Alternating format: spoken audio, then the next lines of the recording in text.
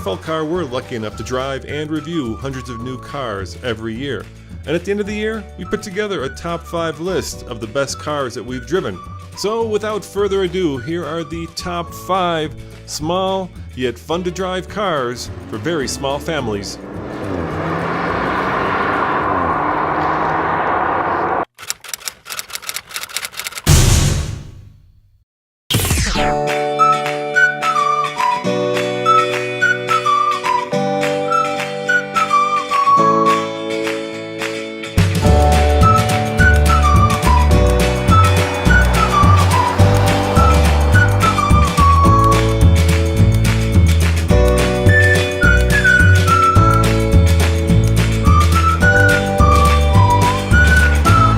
A few years ago, now hang with me, it's a bit of a tongue twister, the CEO of Toyota, Akio Toyoda, decided that Toyota cars were just a little bit too mundane, a little bit too boring, and he wanted them to have life and passion, and this is what they came up with. It's the brand new 2015 Yaris, and it's designed in Europe, and it's actually built in France. Now, is it more lively? Is it more spunky? Is it more fun? It certainly has that new Toyota big open maw, and I'll leave the rest to you because, to me, it looks a little bit like a startled squirrel.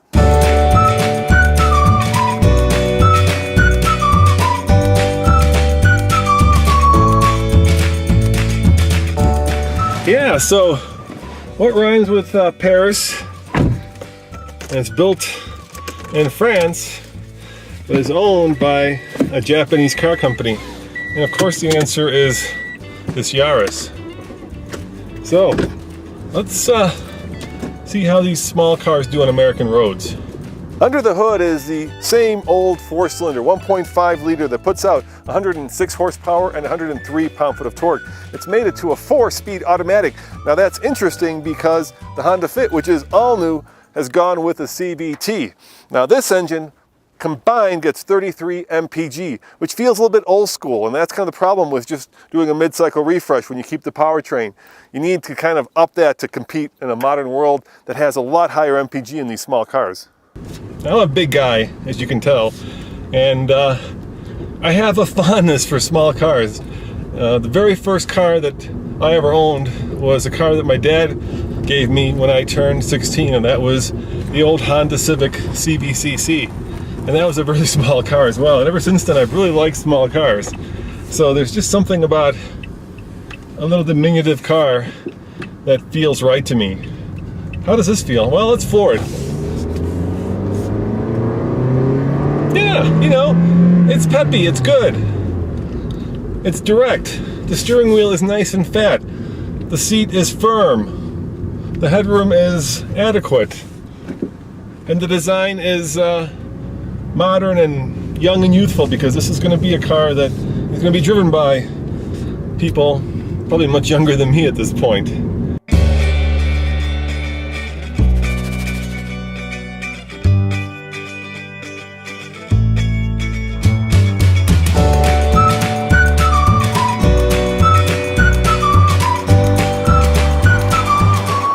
And the best selling proposition that Toyota has for this vehicle is its reliability, because you know that you're going to be able to own this thing for the life of the car without having to take it to the dealership. And that's a trump card in a lot of ways, because sportiness only goes so far when you're stuck on the side of the road. Reliability will always be something that trumps that.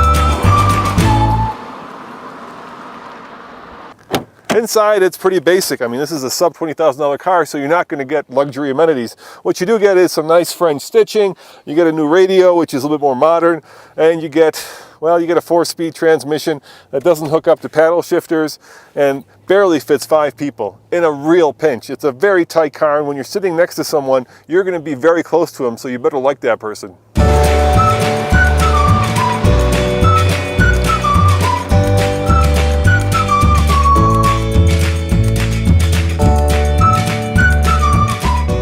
Now this 5-door starts at $15,900, and it can be had in a 4-speed automatic or a 5-speed manual. If you want to save some money, you can get the 3-door, which is about $1,000 cheaper. Of course, back here, there's enough room for perhaps a purse dog, maybe a little bit bigger, But if you're a Great Dane kind of person, this is not the car for you.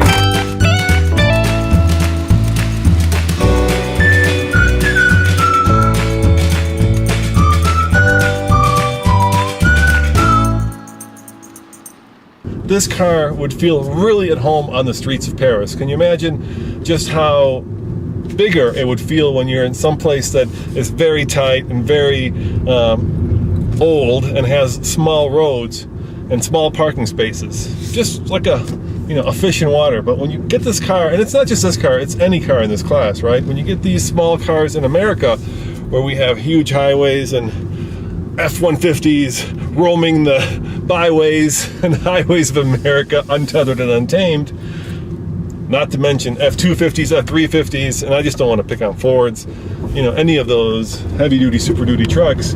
This thing feels sort of scary on the highway. It doesn't have enough punch, it doesn't have enough heft, and it certainly doesn't have enough road presence to make you feel comfortable. The Japanese have this magic ability to build cars that are bigger on the inside than on the outside, and the Yaris is no exception, especially in the front.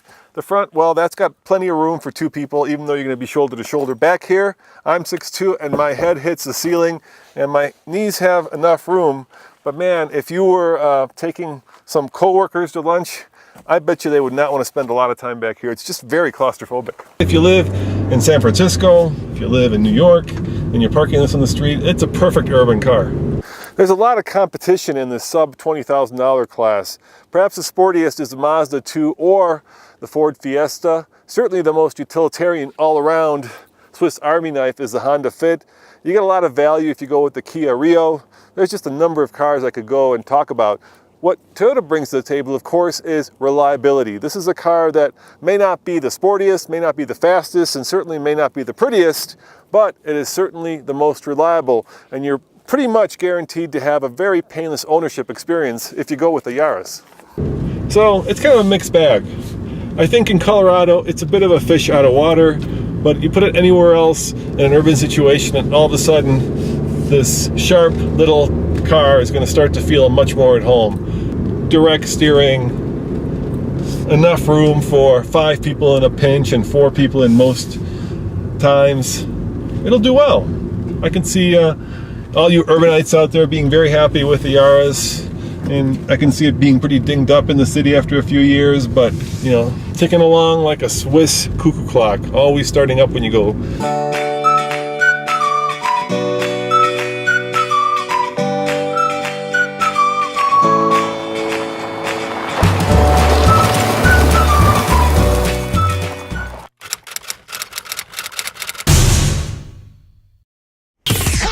It's Emmy Hall at the Fast Lane Car. I'm here in beautiful, almost beautiful, pretty rainy, okay, it's kind of cold and gray, Southern California with the 2015 Chevy Trax.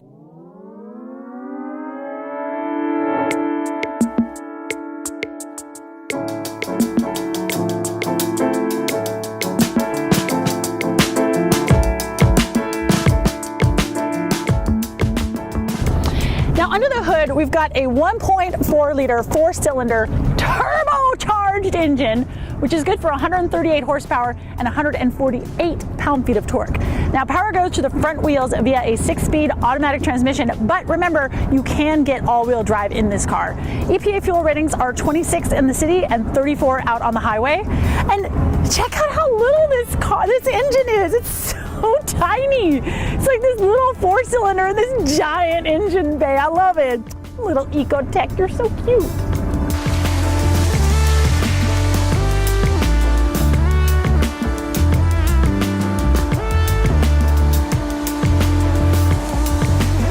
Hi Nathan.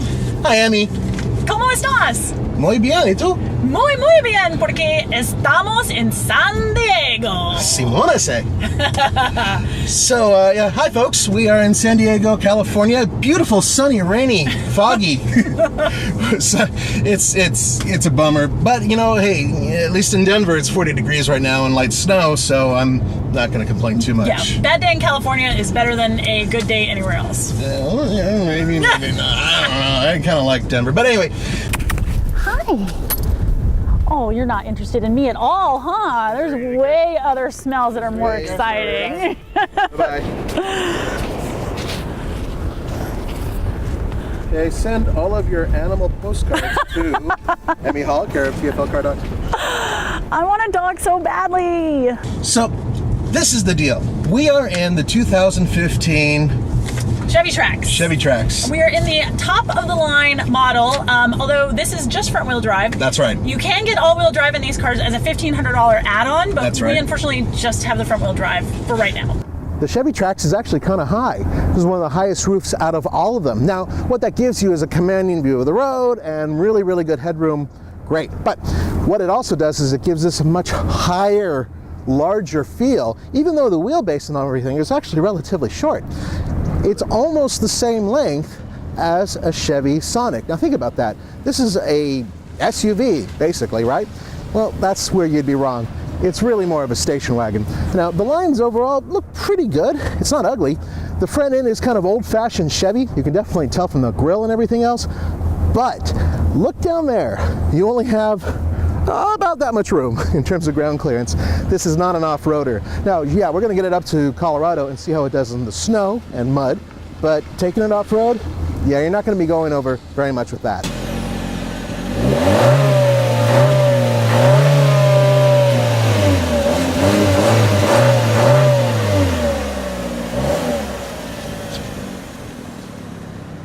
We were seriously thinking about going into these little mud areas, and we noticed, and this is how you can tell really quickly if this is the front wheel drive one or the all-wheel drive one, is look at the rear brakes. If they're disc brakes, then it's the all-wheel drive one. If they're drum brakes, which this one has, it's the front wheel drive one. Now, I know you guys are freaking out saying, oh, drum? What?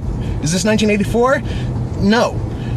This is a very cheap way to build a car that's very cheap. How cheap? Well, let me put it to you this way. This is the fully loaded everything except for the $1,500 all-wheel drive option. System. $26,805, and Yep. with that you get the sunroof, the leather, and you get all the connectivity. shebang. Yeah, And if you want to get the lowest trim line, that still comes in at right around $20,000. So that's a pretty inexpensive little crossover that, you know, I mean, we've been in the car now for a few hours, so, you know, we can't give you crazy detailed driving impressions, but, you know, for a little car that's only got 138 horsepower, goes pretty well.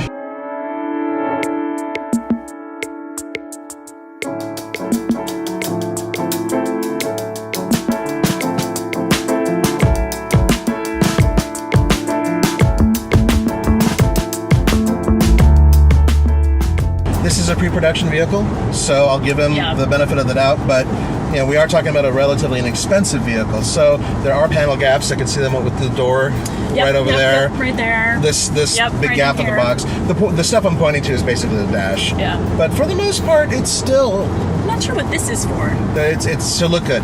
It's the chrome. Yeah, I know, but there's no, that is definitely all form You and could no put function. I could put a cell phone in there. Look. Ta-da! Cell phone. I would never put my So phone you in put there. your cell phone there, and then when you get in the accident, it flies, and it'll hit you and actually take your eye out, and then you'll be hanging from the socket. Have you seen my phone? Okay, this is my phone. Do you see how broken that is?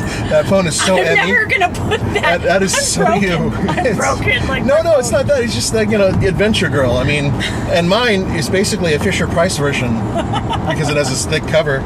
Roman said it more than once that I really need the largest, thickest possible thing to put around my phone to prevent from killing it. But Roman is the guy who drove over his phone.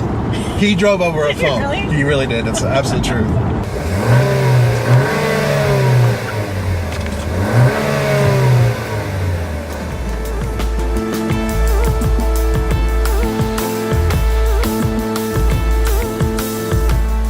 Overall, the interior is well laid out, but really hard plastics throughout. There are a lot of cubbies, especially in the doors, on the dash, lots of places to put things, which is really, really helpful. And then when you take the entire vehicle, given the fact that it's inexpensive, and you load it up with these leather seats, actually, it's a pretty nice place to sit. I do like that the center stack is very simple. Yeah. But I think we should also point out that maybe the design's not so great because both you and I missed the heated seats for a good 2 hours. Yeah. Now bear in mind, I mean, if you own the vehicle, you're going to figure that out over the course of a few days, hopefully. But still, it's a minor thing. But there are a couple other things. Indeed, hard plastics. I like to be able to put my arm on a door. And that hurts. That's like right over your elbow. That really hurts. Yeah, it really wish that was something that wasn't so much of an issue. But what I'd like to say is that for people like Roman, Alta-Conquer's older people, who have some issues, osteoporosis, whatever it may be, much easier for him to get in here with his walker and then sit down on the seat. Fire you! He's just going to not put this in the video, and if he does, he's going to get mad at me and do something horrible later on. But anyway, the point is that actually it's a pretty comfortable car to get into. It is. Awesome design. So, you're able to reach back here And smack your kid. and smack the kid upside the head. Say, stop it! We'll get ice cream when I say we get ice cream. But what's cool about it, because it is, the length isn't too terribly crazy, is that if you are a parent and you're driving along and your kid drops a sippy cup or a bottle or whatever, it's really easy to put your hand down and reach and actually touch the floor. And hand it to him. That's cool. I'll have to take your word on that because that is not necessarily my lifestyle. I did not put you in that category. I know, but... So for Emmy's lifestyle, two kegs are going to fit right back there, no problem. Spare tire for her car, right over there. Exactly.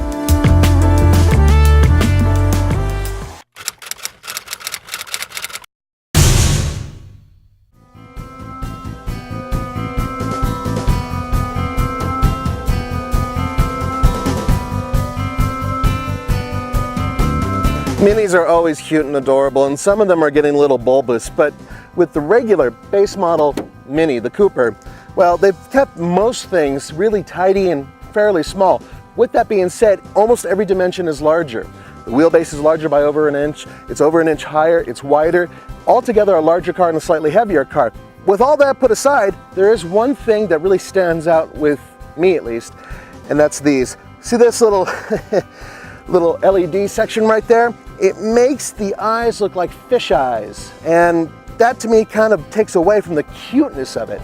No big deal, it's just something that I think they kind of went the wrong direction with. And you know why? Because at an angle, it looks a lot like the Fiat 500L's headlights, and that's a problem.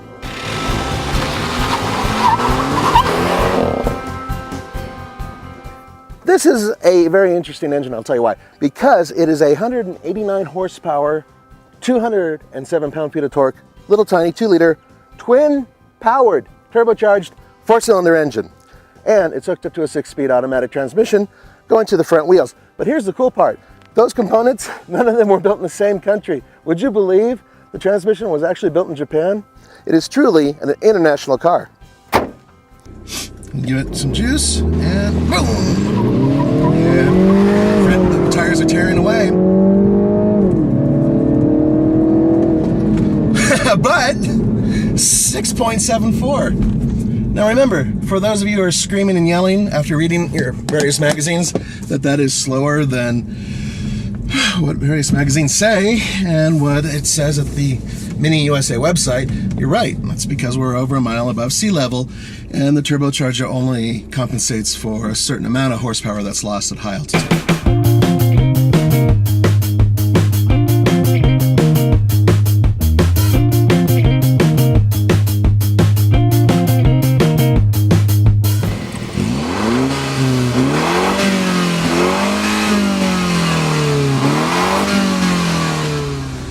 I'm leaving the traction control on. Come on. And away we go.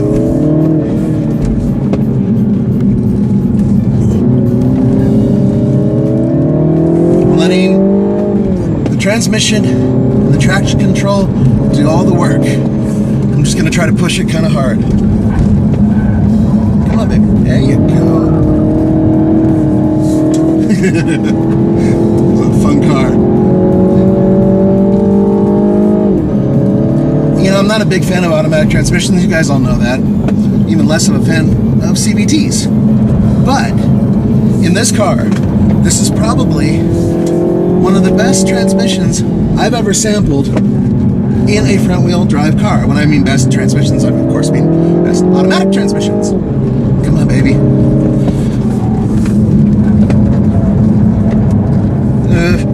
Overcook that quarter a little bit. I should know better by now, you know?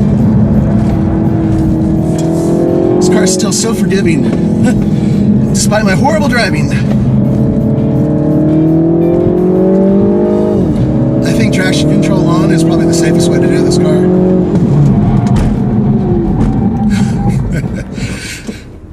Good brakes. I was going about 70.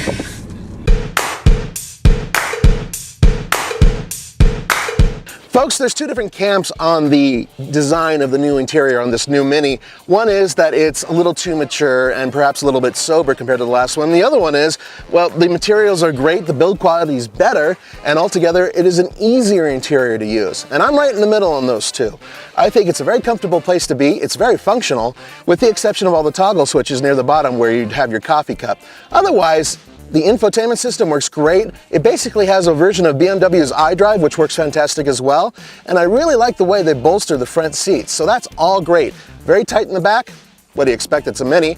And also the infotainment system has this ring that goes around it that's multicolored, and it might be distracting to some of you. All right, dude, here's your time. Check it out. Yeah, I blew 2 seconds in that corner I overcooked over there. That's what I said. I figured you missed a corner. Yeah, I just went way, way wide. But you know why? One of the reasons is because this thing is so tighty that I was expecting it to go further, so I kind of let it do it, and it didn't need to. It could have easily made it around there faster. Yeah, let's face it. Front wheel drive, while it's fast, rear wheel drive, just so much better on a racetrack. Yeah, sure, but this car is still a lot of fun. And for anybody who just, doesn't want to be a professional, this is the right car to own because it gets you around the track quick. I think 114 is a great time. Good job. Yeah, thank you.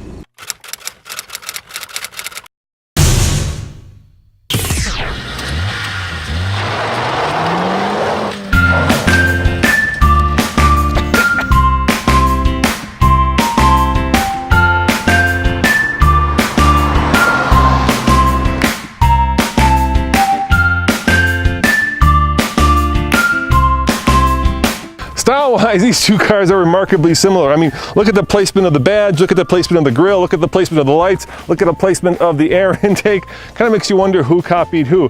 If I had to choose one, I would choose neither. They're kind of too jelly bean-like, especially in this color. But it's where the market is, and I understand and respect it. Folks, unlike Roman, I'm a big fan of this design because I know how utilitarian it is, but also I just happen to like the overall shape of these cars, maybe because it looks like me. It's a jelly bean. More importantly, with the Honda Fit, you have very sharp lines nowadays, and they contrast with the very rounded lines of the Nissan Versa. Better still, even though they look almost exactly alike down here in this area, which they really do, it's kind of like, come on, what were you thinking? There are a couple aspects to both vehicles that are unique, and one of which is the way the roof lines swoop, because if you look at the Honda, it's a much flatter area, whereas it's very rounded here. Now, the bottom line is that they look a lot like each other, but fortunately, at least in the back, they don't. So, you want to be able to tell the difference between the two? The easiest way to do it is from the profile. Does that mean either one's pretty? No, but I actually think they're kind of good looking.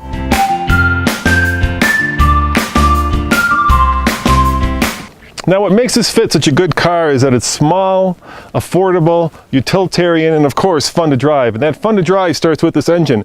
1.5 liters of Earth Dreams goodness. 130 horsepower, 114 pound-foot of torque, and perhaps best of all, 32 mpg combined. So, how does it drive? Let's take it for a ride and find out.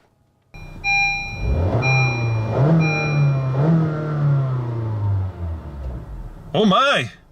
That's got a little bit more pep than I thought. Now right here is the infotainment system, and you'll note what's missing. That's right, no volume knob. You gotta do it, well, you gotta do it this way. You gotta turn it on. But her mother saw an ad in a newspaper for this program. Bring the volume down, which I can do from the steering wheel. But you could also do it right here, and that one takes forever. Or you could do it from the steering wheel. I'm always reaching for my knob. And don't even joke, you Brits. All right, Nathan, let's take the Fit for a ride. So you think the seats in this are not as good as in the Versa, huh? I like the Versa seats better. I could see that. They're more supportive. Yep. They're bigger. Yep. And this one has this weird lumbar thing going on. Yep. And the one in the Versa doesn't quite have that. Now, I'm not saying the Versas are perfect, but they feel a little bit better. You know, what I love about this car is the way it drives. There's just something so honest and non-pretentious about it, right? From the manual transmission, which has nice short throws, to the weight of the steering, to the acceleration. It's not grand, right? I mean, not a lot happens when you floor it, but then you don't expect a lot to happen. But it is lively, it is spirited, and you do know exactly where those front wheels are. Yep. And I'll say this, that compared to the Nissan Versa, I mean, this thing has a lot more power and you can feel it. It's just a really fun car to drive, and I think that's what distinguishes this car above the fact that it's also very useful, right? Oh, absolutely. And above the fact that it's relatively inexpensive. It is, in every way, shape, and form, a great car for somebody who wants to get a lot for their money in terms of driver feedback joy. You enjoy driving the car.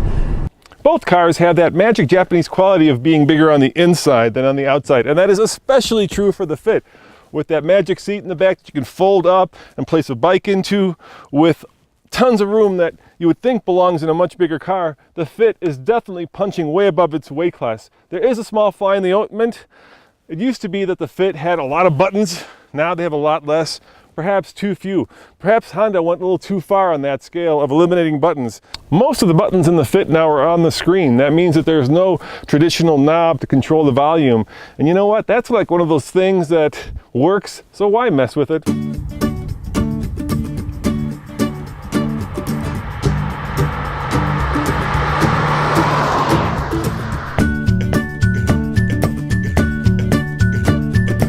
Sound system's pretty good. I do not like the way they have the buttons and everything basically set into the screen. I'd much rather have a volume control knob.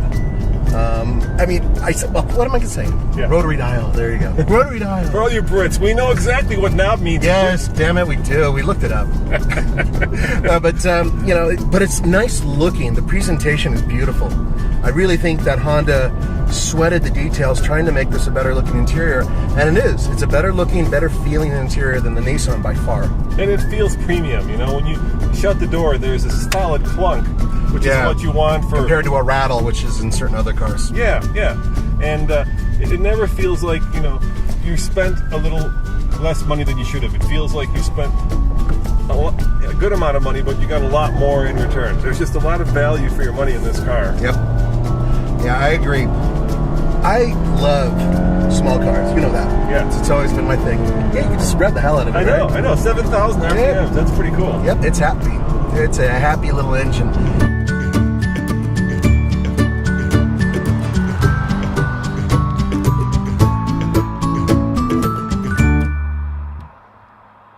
Now this is the weird part. This is actually a slightly larger displacement engine than the Hondas. This is a 1.6 liter and it puts out 109 horsepower and 107 pound-feet of torque, much less than the Honda. It's hooked up to a continuously variable transmission, a CVT, which you can get in the Honda as well. This also has an optional 6-speed manual transmission. With all that being said, the combined MPG for this car, 35 miles per gallon. That is impressive, and it's better than the Honda.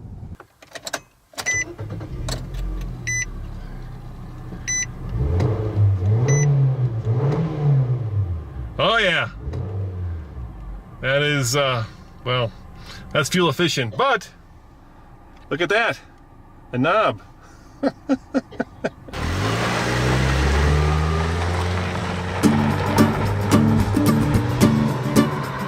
Okay, to be fair, this has the CVT. Yes. So my foot's down,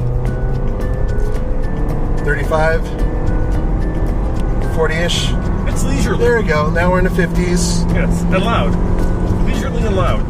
The problem is, as with most CVTs, you have to rev the hell out of the engine in order to make it do things.